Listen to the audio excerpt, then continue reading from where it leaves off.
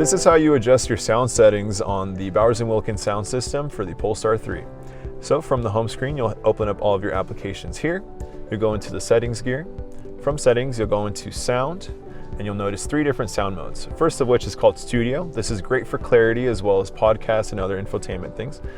Driver focus is also very great, as opposed to some other sound systems where it just alienates all of the driver speakers. This is really going to emphasize the driver experience by increasing the headrest speaker volume, as well as some other tweeters that we have here on this left-hand side.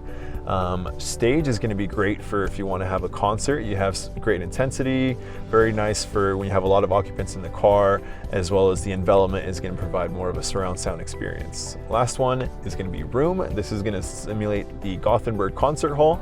Great for songs that you want to feel like you're at a concert listening to.